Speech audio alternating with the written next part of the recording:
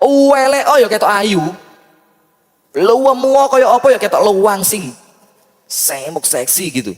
Padahal elek. Kenapa? Matanya ditutupi jin. Nanti setelah mati jinnya kabur, sihirnya hilang, baru sadar lu tiba no elek luwemu wireng. Itu kalau sudah sihirnya hilang. Dan dunia ini akan hilang sihirnya. Sayangnya kalau kita sudah mati baru tahu ternyata dunia cuma menyihir saya. As-salatu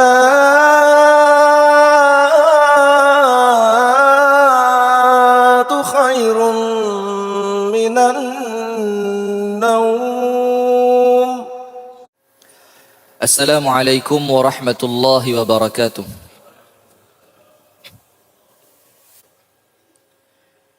Innal hamdalillah nahmaduhu wa nasta'inuhu wa nastaghfiruh wa nastahdihi wa natubu ilaih wa na'udzu billahi min shururi anfusina wa sayyiati a'malina. Man yahdihillahu fala mudilla lahu wa man yudlil falan tajida lahu waliyyan mursyida.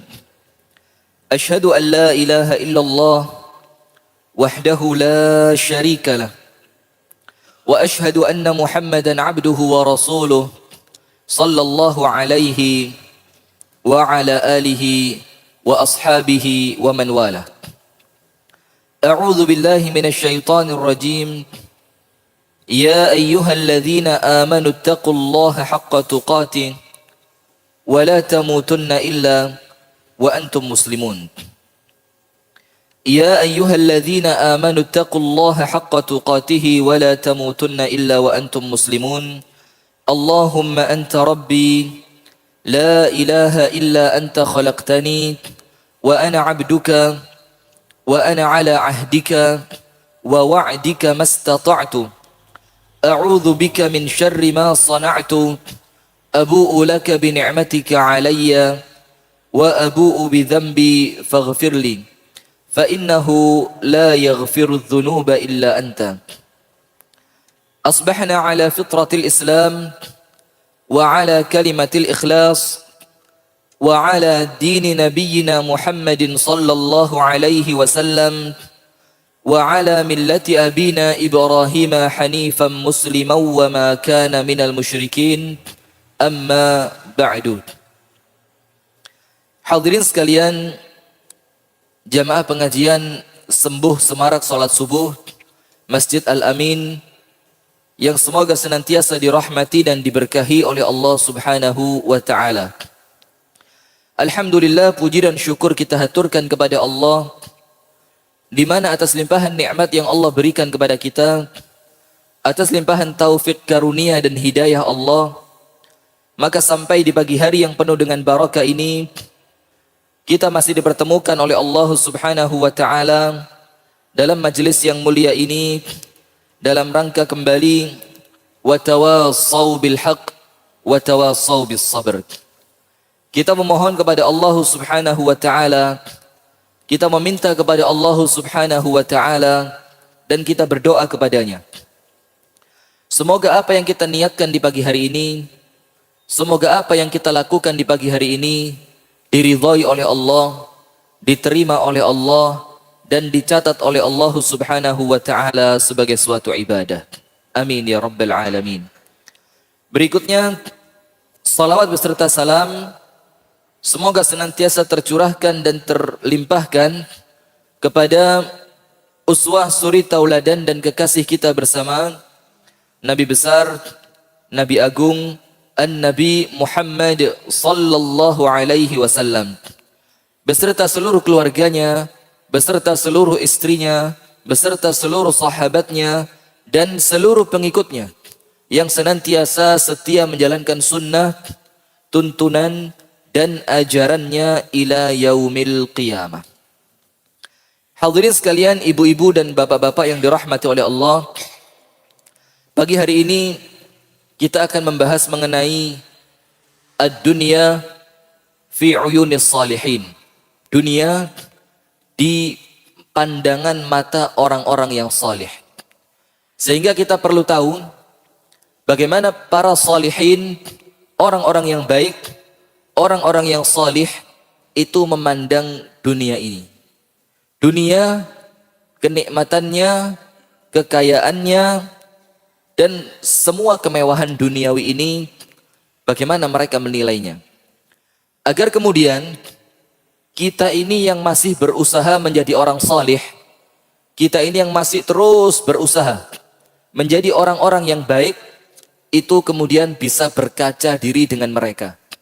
Agar kemudian kita tidak tertipu oleh dunia ini, yang memang dunia ini oleh Allah disifati dengan sifat mata'ul ghurur. Kenikmatan, kesenangan yang menipu. Maka agar kita tidak tertipu, kita perlu belajar kepada orang-orang sebelum kita, yang mereka itu telah sukses, lulus, berhasil, untuk kemudian mereka menjadi panutan kita untuk tidak tertipu dalam urusan-urusan duniawi. Yang pertama, yang perlu kita ketahui mengenai dunia ini adalah Rasulullah sallallahu alaihi wa ala alihi wa sahbihi wasallam bersabda, "Mad dunya fil akhirati illa mathalu ma yaj'alu ahadukum isba'ahu fil yam falyanzur bima yarji'." Rawahu Muslim. Rasulullah bersabda dalam hadis yang diriwayatkan oleh Imam Muslim rahimahullahu rahmatan wasi'ah. Rasulullah bersabda, permisalan dunia ini dibandingkan dengan akhirat. Jadi dunia kalau kita bandingkan dengan akhirat, itu perumpamaannya bagaikan salah seorang di antara kalian yang mencelupkan jarinya ini di tengah lautan yang sangat luas. Jadi kemudian kita ini naik perahu, kapal laut gitu yang besar, sampai pas di tengah-tengah laut, yang kalau kita pandang ke depan tidak kelihatan daratan, kita pandang ke belakang tidak terlihat daratan, kanan kiri pun sudah tidak terlihat daratan. Semuanya dikelilingin oleh lautannya Allah subhanahu wa ta'ala yang luas. Dan lautan itu pun, jangan pilih lautan yang dangkal. Pilih lautan yang memang benar-benar laut yang dalam. Dan kalau kita tahu kedalaman lautan, itu bukan cuma meter hitungannya, tapi sudah kilometer. Jadi dalamnya ke bawah itu, sudah hitungannya sudah kilometer. Itu semua isinya air. Semua isinya adalah air. Rasulullah mengatakan, "Falyanzur bima yarji'." Celupkan kemudian tangan kita itu, jari telunjuk ini, ke dalam air itu, tengah-tengah laut tadi. Kemudian lihatlah kembali. Keluarkan yang nempel di jari kita, itulah dunia. Jadi air yang menempel di jari kita, itu adalah dunia. Sementara lautan yang luas yang kita pandang begitu hebat ini, yang sampai kita tidak bisa melihat daratan, itulah akhiratnya Allah subhanahu wa ta'ala. Maka kita perlu tahu, yang sekarang ini kita ngoyo, capek, bahkan melalaikan akhirat kita untuk mencari dunia, itu ternyata yang kita cari tidak lebih dari sebatas jari kita ini. Sementara yang masih tertinggal untuk urusan akhirat, itu jauh lebih luas, lebih besar, lebih banyak. Maka dari sini hadirin sekalian, kita perlu tahu, maka ya sangat lucu sekali, sangat mengecewakan sekali, kalau ada kemudian manusia ini yang mengejar dunianya sampai menghabiskan waktu untuk akhiratnya. Dia perlu tahu, yang kita cari itu tidak sebatas jari kita ini. Sementara yang kita lalaikan, yang kita lupakan, itu adalah lautannya Allah subhanahu wa ta'ala yang tidak bertepi.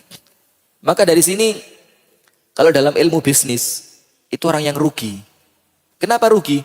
Ngoyo, waktunya habis, tenaga habis, semua otak pikiran terkuras, tapi yang kita dapatkan cuma sedikit. Bukan cuma sedikit, tidak ada apa-apa nih.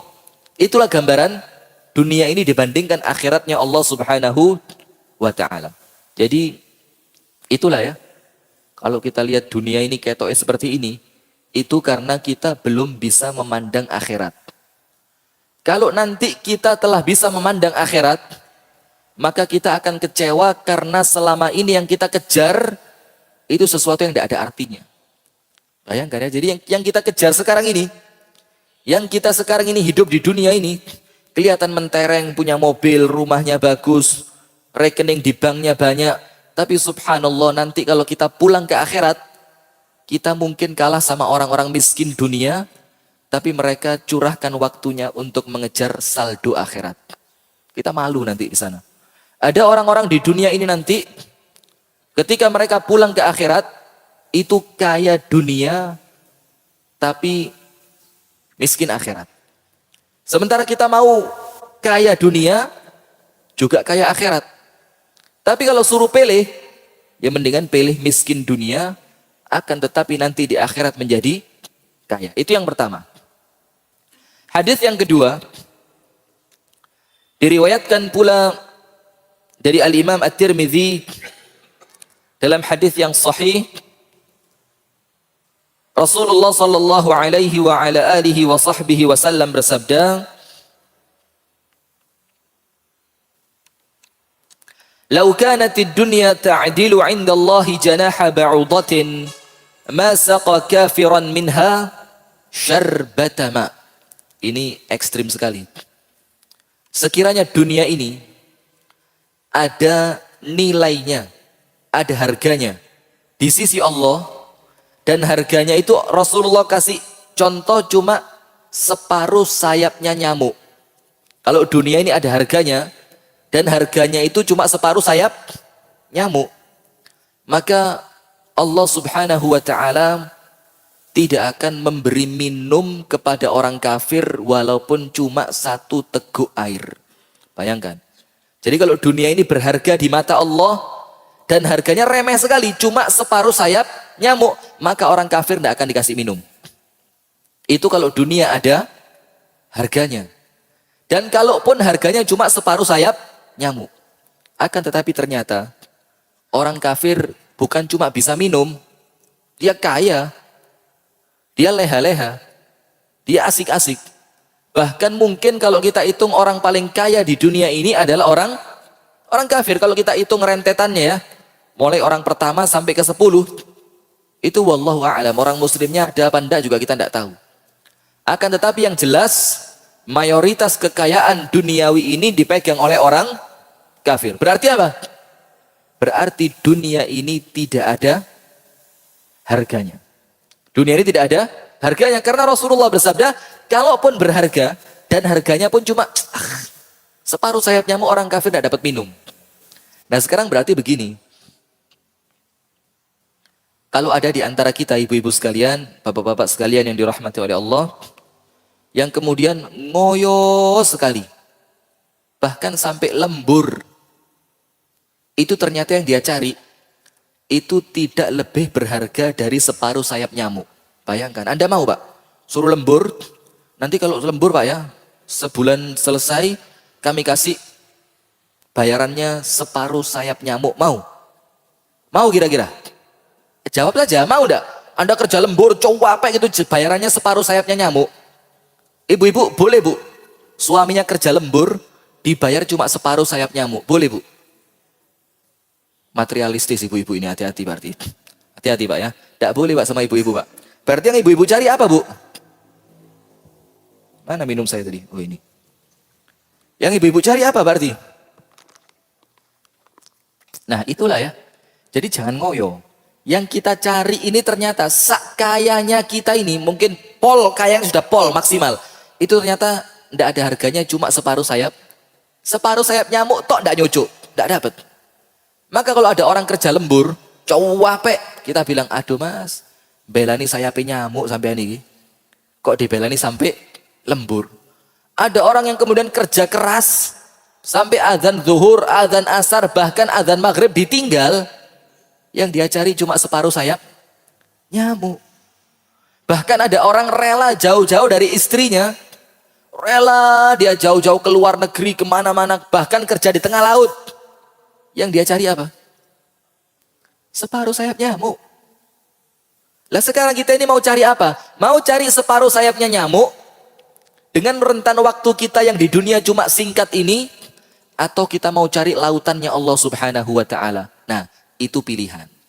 Itu yang kita perlu tahu mengenai hakikat dunia ini. Ternyata dunia ini tidak ada artinya.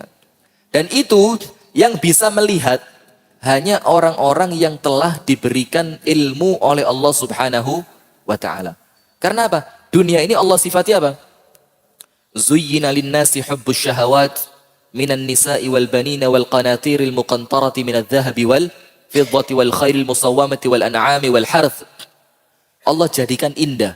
Memang, maka mustahil kita bilang dunia ini hina. Tidak perlu jadi orang kaya. Itu mustahil. Kenapa mustahil? Karena Allah sendiri telah menjadikan dunia ini indah. Zuyyina linnas, Allah jadikan indah pada pandangan mata manusia. Hubbus syahawati minan nisa'i wal banin dan seterusnya. Cinta dunia, cinta wanita, kendaraan, rumah, emas, perak, kedudukan, itu indah. Akan tetapi indah itu untuk orang-orang yang memang masih tertipu dengan dunia. Sementara Allah Subhanahu wa ta'ala mensifati akhirat, walad darul akhiratu lahiyal hayawan, dan adalah negeri akhirat, itulah kehidupan yang sebenarnya. Maka ada satu yang bagus ketika kita baca di Facebook ya. Jadi Facebook ini ya ada juga manfaatnya. Tapi kalau keterusan Facebook juga repot juga, iya. Ada satu di Facebook itu yang bagus, ada tulisan plus gambar. Tulisannya apa? Orang itu di dunia ini ibarat orang yang tidur kemudian mimpi. Dia tidak akan tahu kalau mimpinya itu mimpi kecuali setelah dia bangun. Jadi kalau orang itu mimpi, kayak temenan-temenan gitu. Bahkan ada orang itu ketika bangun tidur setelah mimpi serem, itu sampai keringetan gobios. Ada lagi yang bangun dari mimpinya, itu dengan nafas yang tersengal-sengal, menggos-menggos. Kenapa? Karena ketika dia bermimpi, dia sangat yakin dia pandang mimpinya itu adalah nyata. Dan dunia itu pun begitu. Kita pandang dunia ini nyata selama kita masih di dunia. Ini ibarat kita sedang tidur ini. Nanti kalau kita meninggal dunia, itu baru melek. Loh tiba no. Dunia yang saya cari kemarin tidak seberat sayap nyamuk enggak. Sementara akhirat yang saya tinggalkan, yang saya lalaikan, yang saya openi dunia saya sampai meninggalkan akhiratnya Allah, itu akhirat ternyata seluas lautan, bahkan lebih luas dibandingkan lautan. Maka itu, jadi hati-hati, kita ini ibaratnya sedang tidur. Jadi kalau ada orang tertipu dengan dunia, maka kita akan bangunkan dia. Ayo mas bangun. Dunia ini sampean masih tidur. Bangun no. Yang kita mau cari, yang kita mau kejar, itu nanti setelah kita meninggal dunia. Dan repotnya begini. Setelah akhirat itu nyata, setelah kita bangun ya, dalam artian meninggal dunia, bangun. Akhirat menjadi nyata. Dunia tinggal cerita. Itu repotnya apa? Tidak boleh lagi balik ke dunia, tidak boleh. Jadi setelah kita tahu, loh ternyata selama ini saya sia-sia di dunia. Saya cuma main-main. Saya kerja-kerja yang saya cari tidak seberat sayap nyamuk. Saya lalaikan azan. Saya tinggalkan silaturahim. Saya tinggalkan bersedekah. Ketika bangun, kaget. Ternyata semua itu tidak ada artinya. Lalu minta kembali dia. Rabbi laula akhartani ila ajalin qarib fa asaddaqa wa akum minas salihin. Ya Allah, kembalikan ke dunia sebentar saja. Mau apa kamu? Aku akan sedekahkan semua hartaku dan aku akan menjadi orang yang salih. Itu berarti apa? Selama dia di dunia tertipu. Ketika dia bangun, nyata sudah, dia anggap apa? Ternyata yang tak kumpulkan tidak ada artinya. Maka kalau saya boleh kembali, saya mau keluarkan semuanya. Itu dunia di pandangan orang-orang yang salih. Suatu hari, ini cerita menarik sekali. Al-Imam Al-Hasanul Basri, itu lewat kuburan. Sama beberapa orang murid-muridnya.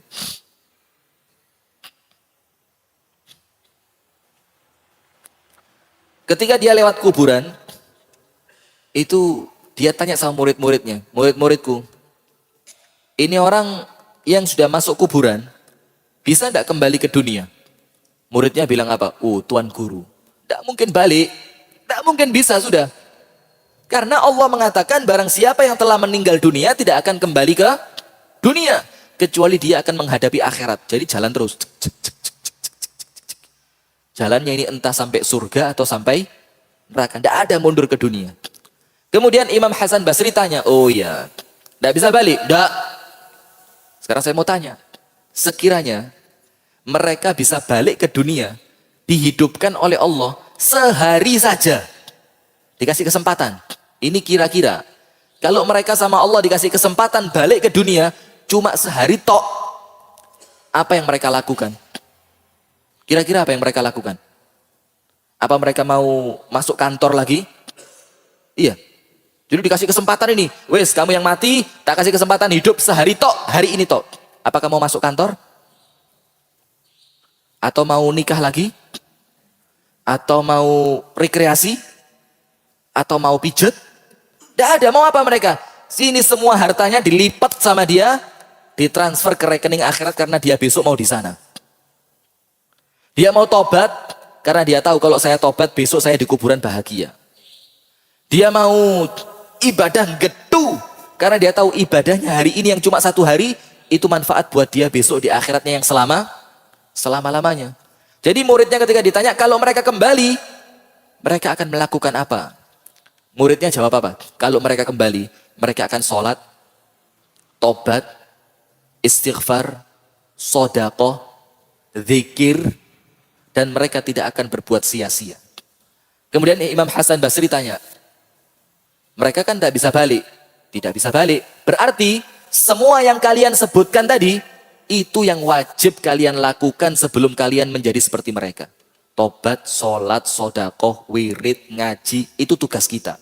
Kenapa? Karena kalau sudah mati, itu orang mati kepingin kembali untuk melakukan tadi. Sekarang sebelum kalian mati, sebelum kalian kepingin untuk kembali ke dunia, mumpung masih di dunia, maka lakukan itu. Ini cerdas sekali. Jadi kalau orang mati ditanya mau ngapain? Mau tobat. Berarti kita sebelum mati harus tobat. Kalau orang yang mati kembali ditanya mau ngapain? Mau sholat. Berarti tugas kita sekarang apa? Bukan berarti kemudian tidak usah kerja. Ya enggak juga. Cuma harus proporsional. Harus proporsional. Kemudian ada ucapan yang sangat luar biasa. Dari seorang ulama yang sangat hebat. Yang bernama Malik bin Dinar. Yang kita ceritakan pada sembuh sebelum ini. Taubatnya orang-orang baik. Ya. Termasuk diantaranya Malik bin Dinar. Sebelumnya preman pasar ini orang. Setelah tobat, luar biasa. Menunjukkan apa? Kalau di kelompok orang-orang yang jahat, saya bisa jadi pentolannya. Loh masa di kelompok orang baik saya tidak bisa? Ini orang buktikan. Ketika dia jadi preman, dia preman paling ditakutin. Maka ketika jadi orang beriman, dia pun menjadi imamnya orang-orang yang beriman. Malik bin Dinar bilang apa? Ittaqus sahirata allati tasharu qulubal ulama wa tulhihim 'anillahi ta'ala wa hiya ashar wa aqbah min sihri Harut wa Marut lianna dhalika yufarriqu bainal mar'i wa zawjihi وهذا يفرق بين العبد وربه وهذا السحر الدنيا. Malik bin Dinar bilang apa? Hati-hati. Ada satu sihir yang sihir ini menyihir hatinya para ulama. Dan sihir ini lebih hebat dibanding sihirnya Harut dan Marut. Sihir yang satu ini, hati-hati. Ini yang kena sihir bukan sekedar orang-orang awam. Akan tetapi pembesarnya, ulamanya, mubaliknya, ustadznya, kiainya yang kena sihir. Dan sihir ini melalaikan mereka dari Allah. Sihir ini lebih jahat dibandingkan sihirnya Harut dan Marut. Kalau sihirnya Harut dan Marut itu yang paling hebat, memisahkan antara seorang suami dengan istrinya. Maka hati-hati. Jadi kalau Anda mau memisahkan suami dari istrinya, itu Anda termasuk setan yang kena sihir. Jadi itu sihirnya Harut dan Marut cuma bisa memisahkan antara suami dengan istri. Tapi sihir yang satu ini, itu memisahkan antara seorang hamba dengan Tuhannya. Mana yang lebih berat? Memisahkan suami dari istrinya atau memisahkan seorang hamba dari Tuhannya? Mana yang lebih berat sihirnya? Sihir yang kedua, yang memisahkan seorang hamba dari Tuhannya. Malik bin Dinar bilang apa? Itu sihir adalah dunia. Aduh. Berarti dunia ini apa? Sihir. Jadi kalau ada orang kerja sampai melalaikan sholat, itu panggilkan Ustadz Abu Hilal. Perlu diruqyah karena kena sihir. Loh iya itu. Loh iya, kan sebentar lagi ada ini ya. Tanggal 5-6 ini. Jadi yang tokonya waktu azan zuhur tidak tutup, bawa ke sini. Ikat tali seret. Ustadz ini kena sihir. Sihir apa? Tokonya azan tidak tutup. Berarti apa? Kena sihir dunia ini. Wah, hati-hati ini saya rasa semua ikut ruqyah semua nanti ini. Karena kena sihir semua kita. Ini ucapan dari Malik bin Dinar. Jadi hati-hati. Dunia ini menyihir. Dan kalau sudah kena sihirnya dunia, itu akan terpisah antara seorang hamba dengan Tuhannya. Lali akhirat sudah. Dunia tok pikiran nih. Kesihir. Dan orang kena sihir itu tidak sadar. Iya enggak? Tidak sadar. Orang kena pelet gitu ya. Perempuan welek gitu. Kok ditresnani? Biasa orang kampung bilang apa? Oh dipelet. Tapi yang kepelet, sadar enggak kalau dia dipelet? Ah yang benar kayak pernah dipelet saja Anda. Sadar enggak ini orang yang dipelet kalau dia kena pelet? Enggak sadar. Oh welek, oh ya ketok ayu. Luwemu kaya apa ya ketok luwang sing. Semuk seksi gitu. Padahal welek. Kenapa? Matanya ditutupi jin. Kena pelet. Sama orang yang di dunia ini. Enggak sadar kalau sedang dipelet sama dunia. Nanti setelah mati, jinnya kabur, sihirnya hilang, baru sadar. Lu tiba no welek, luwemu wireng. Itu kalau sudah sihirnya hilang. Dan dunia ini akan hilang sihirnya. Sayangnya kalau kita sudah mati baru tahu, ternyata dunia cuma menyihir saya. Ketoke apik tiba no elek. Nah itu ucapan Malik bin Dinar. Jadi hati-hati. Dunia ini sihir. Kalau kita tidak hati-hati, kita tidak akan sadar kalau kita kesihir kecuali setelah kita meninggal dunia. Yang berikutnya, Al-Imam Al-Hasanul Basri. Beliau mengatakan, laqad adrakna an-nas wa hum yarawna ad-dunya 'indahum kawadi'atin yu'addunaha ila sahibiha laisa lahum fiha milkun walidzalika dhahabu ila al-akhirati khifafan. Ini rumus yang sangat hebat. Kalau kepingin nanti meninggal dunia itu enteng, ini rumusnya. Siapa yang kalau meninggal kepingin berat siapa? Tidak ada. Kita ini kepingin rata-rata kalau meninggal beban kita sudah habis. Maka meninggalnya itu enteng. Ini rumusnya. Dan ini kita pasangnya di mana? Di toko. Bukan buat jimat. Buat apa? Buat pengingat. Kita pasangnya di kantor, di tempat kerja, di mobil. Ini perlu kita pasang yang gampang dilihat. Biar nanti kalaupun meninggal dunia sewaktu-waktu, meninggalnya sudah enteng. Karena dunia ini memberatkan. Apa Al-Hasan Al-Basri mengatakan? Dulu, saya telah mendapati manusia yang mereka itu memandang dunia ini sekedar titipan. Yang mereka yakin mereka harus mengembalikan titipan ini kepada pemiliknya. Dan mereka sama sekali tidak memiliki hak milik di dunia itu. Oleh sebab itu, ketika mereka pulang ke akhirat, hati-hati loh ya. Ke akhirat itu apa? Pulang. Tidak ada orang tidak pulang, pasti pulang. Oleh sebab itu, ketika mereka pulang ke akhirat, mereka pergi dalam keadaan enteng.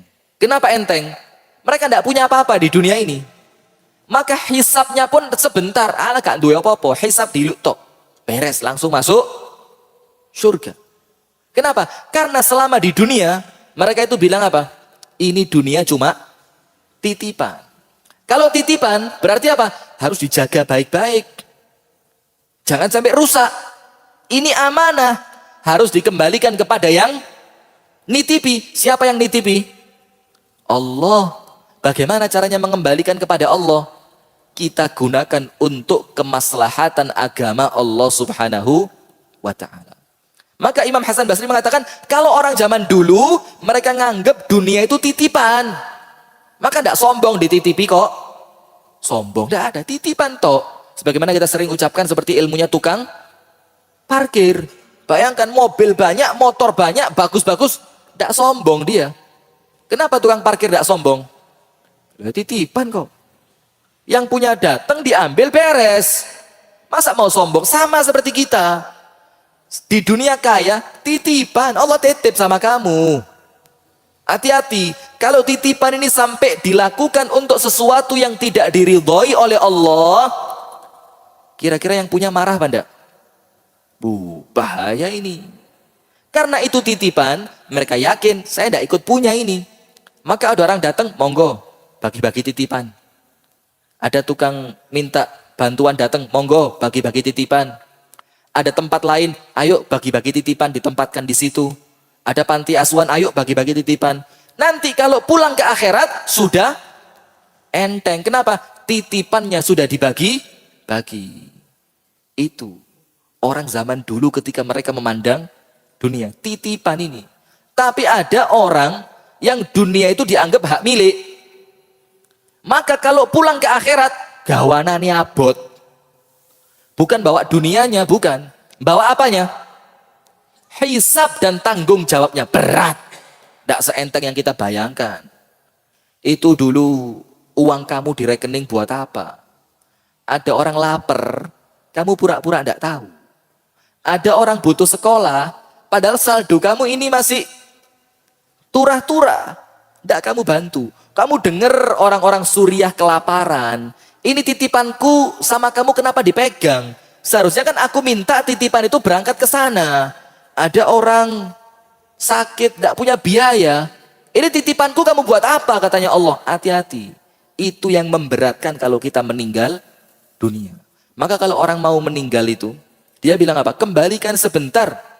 Fa'as-soddaq. Aku akan bersodaqoh. Karena dia yakin dunia ini memberatkan langkahnya dia menuju akhirat. Ingat ceritanya Uwais Al-Qarni. Ketika walhasil terakhir ketemu Umar bin Khattab. Oh, ini Uwais yang Rasulullah wasiatkan namanya. Ini Uwais yang Rasulullah bilang doanya diterima makbul oleh Allah subhanahu wa ta'ala. Ketika Uwais mau pergi, Umar tanya, Uwais mau kemana? Uwais bilang, saya mau melarikan diri saja ke Irak. Karena sekarang semua orang tahu kalau aku ini disebut oleh Rasulullah, khawatir jadi sombong. Lalu bagaimana? Saya mau ke Irak saja. Di Irak tidak ada yang kenal sama saya. Umar bilang, ya sudah, tak kasih uang buat bekal kamu nanti di Irak. Uwais Al-Qarni bilang apa? Ya Amirul Mukminin, aku sekarang ini punya uang 4 dinar. Hasil biaya mereka parkir onta. Jadi Uwais ini tukang parkir onta. Dia bagian jaga onta. Dapat uang 4 dinar. Aku pun tidak tahu. Apakah uang ini akan habis sebelum aku meninggal dunia atau tidak. Kalau aku meninggal uang ini belum habis, dan kamu tambah uang sama saya, nanti hisapnya berat. Padahal 4 ini saja, saya belum tahu. Duluan mana? Habisnya uang atau habisnya nyawa saya? Kalau uang ini belum habis, saya sudah mati, itu berat. Nanti saya ke akhirat, hisapnya panjang. Ini orang cerdas. Tidak tertipu dunia. Kemudian yang berikutnya, Yang terakhir, Abdullah bin Al-Mubarak. Ini pun luar biasa ya. Bapaknya budak tukang jaga kebun anggur.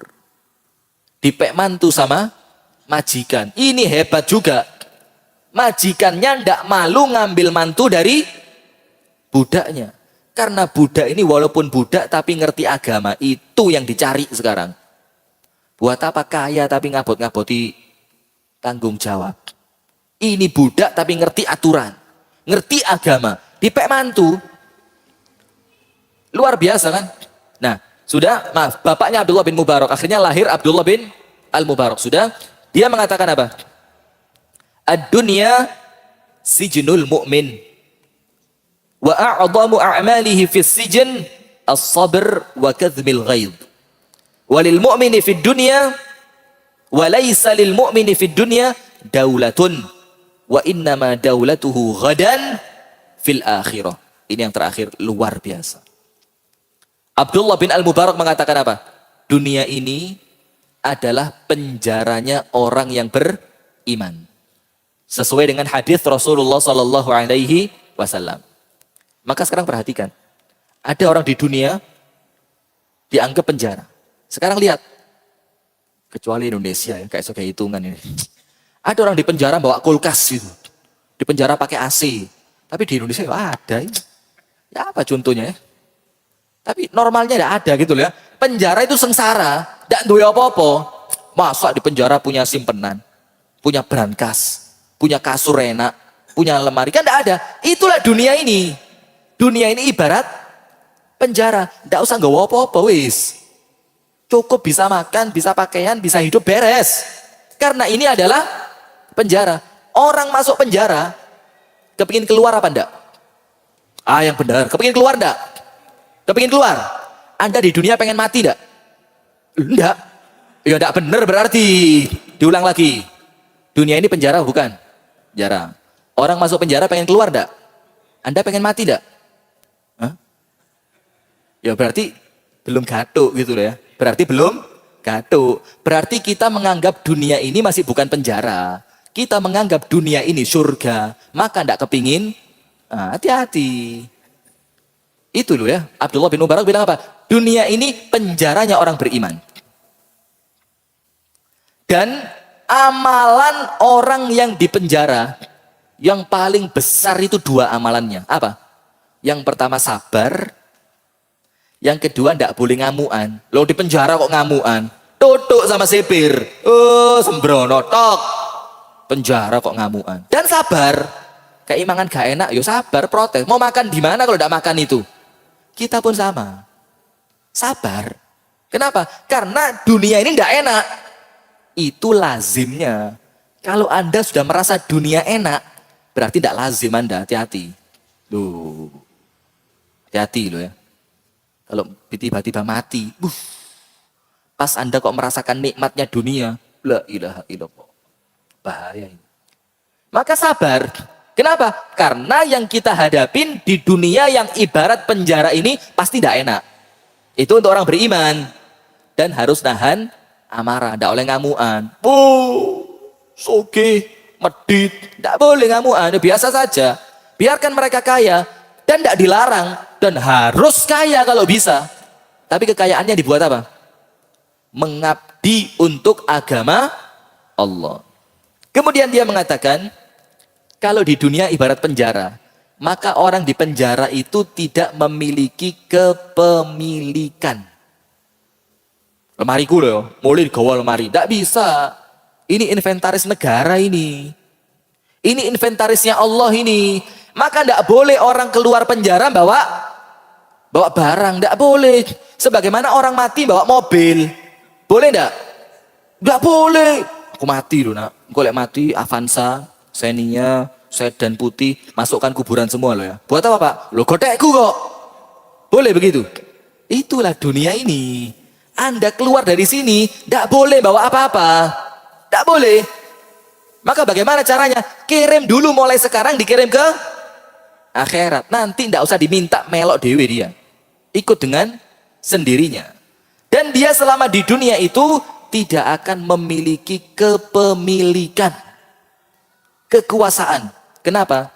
Wa innama daulatuhu ghadan fil akhirah. Karena kepemilikannya dia, kekuasaannya dia nanti di kampung akhirat. Berarti dunia ini ngapain kita? Mampir, ngombe. Dan itu sesuai sabdanya Rasulullah. Jadilah di dunia itu seperti orang yang nyebrang atau orang asing. Nyabrang, ada orang nyabrang jalan, di tengah jalan gitu, gelar karpet. Ini nyabrang ini, tapi di tengah-tengah jalan gelar karpet, minum dia. Makan camilan, tabrak truk sampean. Nyabrang kok gelar karpet. Orang nyabrang itu bagaimana? Bergegas, cepat-cepat. Seperti kita di dunia, lagi nyabrang kok leha-leha. Oh, santai-santai. Tidak ada. Mati dilindas truk. Rasulullah bilang, atau yang lainnya, seperti orang yang musafir, berteduh di bawah pohon untuk minum, thumma raha fatarakaha. Kemudian dia bergegas dan dia tinggalkan pohon itu. Yaitu dunia ini pohon itu. Karena apa? Perjalanan kita sebelum nyampe pohon panjang, Pak. Mulai alam arwah situ. Berapa tahun di sana? Tidak ada yang tahu. Dan uber-uberan kita untuk masuk ke sel telur antara ovum dan sel itu saingan juga, panjang juga. Baru alam rahim dunia ini. Setelah ini lebih panjang lagi. Maka kita di sini sekedar mampir minum. Maka ketika mampir minum jangan enak-enakan. Jangan mampir minum bikin rumah besar. Ibarat jembatan. Dunia ini ibarat jembatan untuk sampai di akhirat. Ada orang di tengah jembatan bangun rumah ada. Suramadu, ya, Anda mau ke Madura, Surabaya, Madura. Di tengah-tengah bikin rumah. Tingkat lagi rumahnya. Garasi besar. Mobilnya banyak. Kepruk sama Jokowi. Oh, golek perkara ini orang. Kenapa? Loh, ini jembatan, Mas. Yang sampean tuju bukan jembatannya, tapi apa yang ada setelah. Nah, itulah kita sekarang. Dunia ini jembatan kita. Yang kita mau tuju bukan di sini di jembatannya, tapi nanti setelah kita nyebrang jembatan, yaitu negeri akhirat. Itulah hadirin sekalian, bagaimana orang-orang yang salih memandang dunia. Yang pertama, kita harus ingat sabda Rasulullah, dunia ini ternyata kalau seperti orang nyelup, tangannya di tengah lautan. Sing balik yaitu dunia. Jadi kalau Anda ngoyo, kalaupun dapatnya mek sak mene gitu. Yang kedua, dunia ini tidak bernilai di sisi Allah. Kalaupun bernilai separuh sayap nyamuk, orang kafir tidak akan dikasih minum itu. Maka kalau ada orang ngoyo, hati-hati.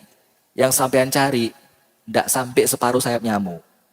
Terus ada orang ngoyo gitu, ayo bayaran sayap nyamuk. Bayaran, kira-kira juragannya dikemplangi. Kerja keringetan kayak gini oleh mek sayap. Nah itu dunia ini, hati-hati. Kemudian Abdullah bin Al-Mubarak mengatakan bahwa ucapannya Abdullah ibn Al-Mubarak, dia mengingatkan kita semua bahwasannya dunia ini ilmu sihir. Dunia ini adalah sihir. Maka kalau ada orang tertipu dunia, seperti dia sedang kena pelet, kena sihir. Panggilkan Ustadz Abu Hilal, suruh ngerukyah. Lek mari dirukyah hartanya sih gak metu maneh. Panggilkan Ustadz Adam Amrullah dari Jakarta sana. Luwe kenceng rukyai.